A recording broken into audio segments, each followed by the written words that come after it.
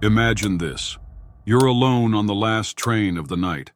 The seats are empty, the lights flicker, and the rhythmic clatter of wheels feels almost hypnotic.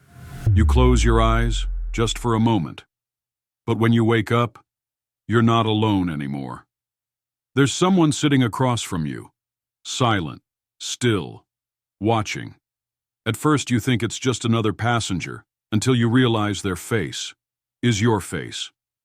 Who or what is it? And why does it feel like they know more about you than you do?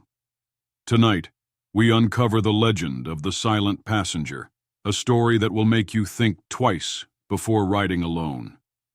Stay with us to the end, because the truth behind this myth might be closer to you than you think.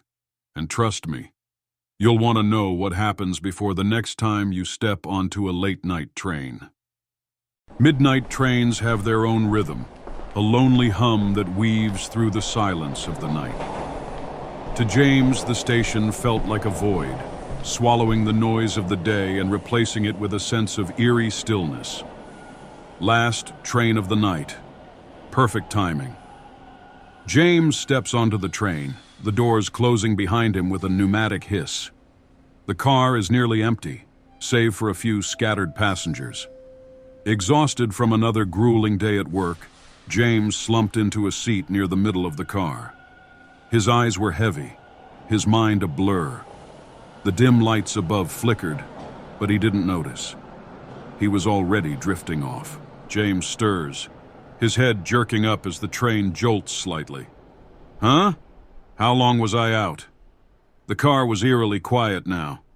The few passengers he'd seen earlier were gone. Or so he thought. James looks around, his eyes narrowing as he scans the empty seats. His gaze falls on the seat across from him and freezes.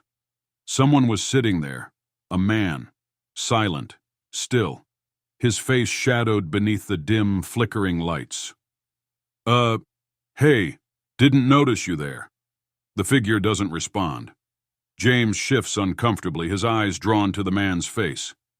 It was like looking into a mirror. The man's face was his face. Same features, same stubble, same weary eyes. But there was something off.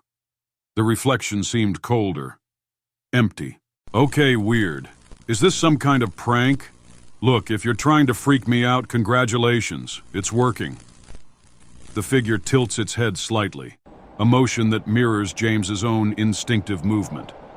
The tapping starts again, this time louder, echoing in the empty car.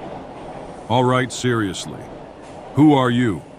The figure finally moves, leaning forward just enough for James to notice something unsettling. Its lips part, but no sound comes out. Instead, the cold breath James had felt earlier brushes against his neck again, though the figure is still sitting across from him. James's heartbeat quickened. His breath hitched.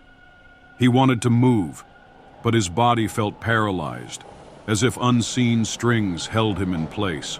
The figure stood up. Its movements were unnatural, jerky, like a puppet on frayed strings. It stepped closer, its face still expressionless. But those eyes, they seemed alive, filled with something James couldn't name. Stay back! Don't come any closer! James stumbles to his feet, backing away toward the door. The figure stops, tilting its head again, as if studying him. And then it spoke, its voice a distorted echo of James's own. You can't outrun it. You've seen me because it's your time. What the hell does that mean?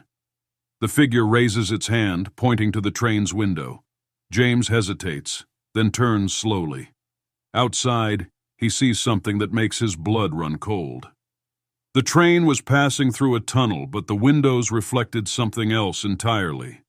A scene from his life, moments he'd buried deep, fights with friends, lies he'd told, regrets he'd ignored, and in every scene, the figure stood in the background watching.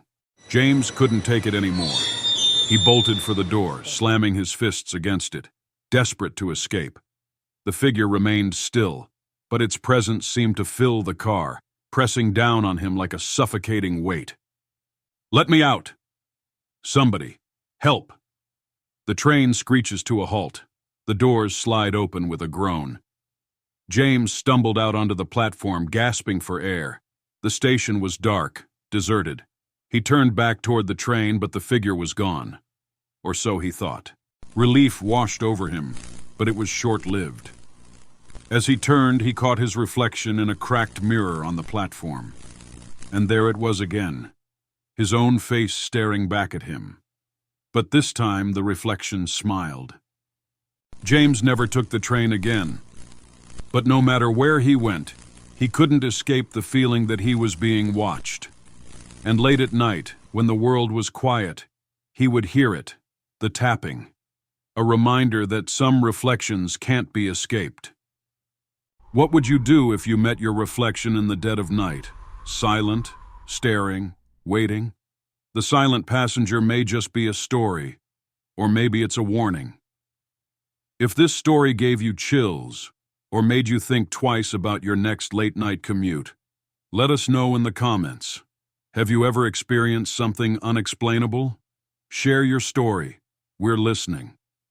Don't forget to like this video, share it with a friend who loves a good scare, and subscribe for more tales that will keep you up at night. Your engagement helps us bring you the stories that haunt your imagination. What's your story? Comment below.